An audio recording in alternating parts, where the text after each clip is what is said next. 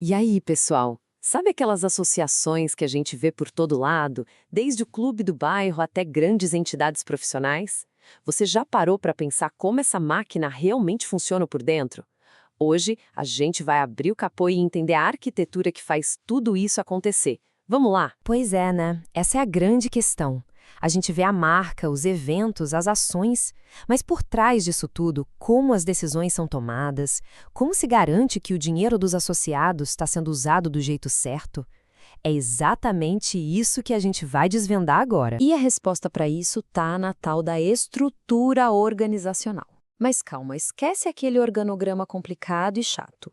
Pensa nisso aqui como a planta baixa de uma máquina, um projeto pensado para fazer uma coisa: transformar uma boa ideia em resultado prático, de um jeito organizado e, o mais importante, transparente. E toda máquina que se preze começa com o quê? Com um motor, claro. Nas associações, esse motor é a diretoria executiva, essa galera que está na sala de máquinas fazendo o trabalho pesado do dia a dia e garantindo que a engrenagem não pare de girar. E olha só quem são as peças centrais desse motor. O presidente é o capitão do barco, a pessoa que responde legalmente e dá a direção.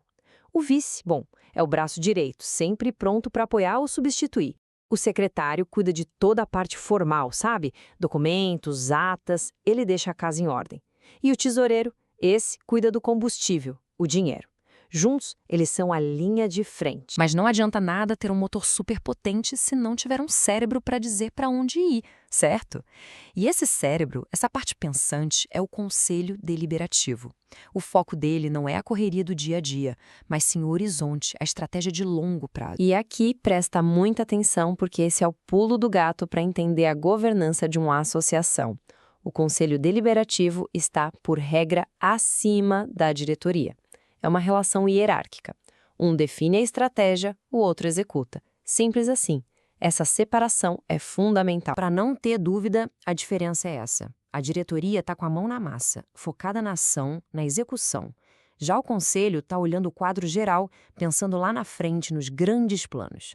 Basicamente, enquanto um está fazendo, o outro está direcionando. E quais são as tarefas desse cérebro? São sempre coisas de alto nível. É ele que bate o martelo sobre o plano estratégico, que aprova o orçamento do ano, é quem decide aqueles assuntos mais cabeludos. É uma camada de supervisão tão importante que você vai ver mais em entidades grandes, como federações, que realmente precisam desse olhar para o futuro. Agora, vamos falar de uma peça que é a base da confiança em toda essa estrutura. O tom aqui fica até um pouco mais sério, porque a gente está falando de integridade. Vamos conhecer o guardião da associação, o Conselho Fiscal. Olha só, foca nessas duas palavras, obrigatório e independente. Obrigatório, porque a lei exige que ele exista, justamente para garantir que haja fiscalização. E independente, porque ele não pode ter nenhum tipo de vínculo com a diretoria que ele está fiscalizando. O poder dele vem exatamente dessa autonomia. E a função dele qual é? É aqui que está a genialidade da coisa. A força do Conselho Fiscal está na sua simplicidade. Ele tem uma única missão, uma só.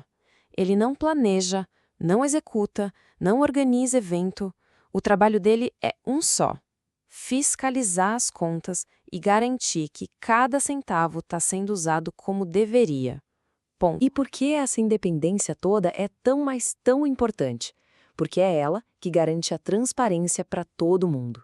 É o que permite que cada associado, cada parceiro, possa deitar a cabeça no travesseiro tranquilo, sabendo que o dinheiro da associação está sendo vigiado de perto e com seriedade. Muito bem.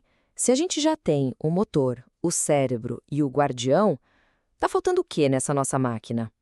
Faltam os braços, as equipes especialistas que botam a mão na massa para resolver problemas específicos. São as comissões temáticas. Pensa nelas como se fossem umas forças-tarefa, sabe?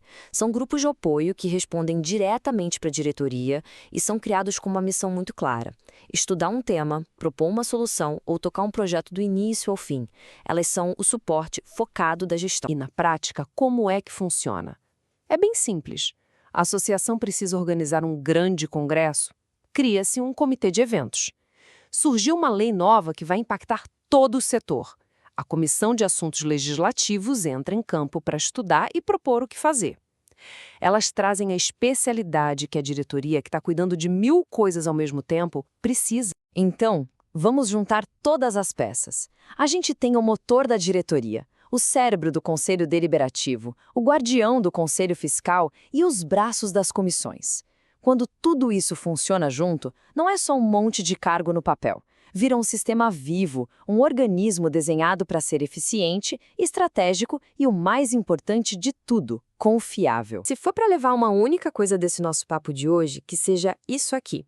Uma boa estrutura organizacional não existe para criar a burocracia ou para complicar a vida de ninguém. É justamente o contrário. Ela existe para construir um ambiente de confiança, onde todo mundo sabe quais são as regras do jogo e pode acreditar na seriedade da organização. E para a gente terminar, eu deixo uma pergunta para você pensar aí. Pensa nos grupos que você faz parte. Pode ser a sua empresa, seu condomínio, o clube que você frequenta. A estrutura que vocês têm hoje, ela foi feita para gerar mais papelada ou para construir mais confiança? Fica aí a reflexão. Obrigada pela companhia e até o nosso próximo Explainer.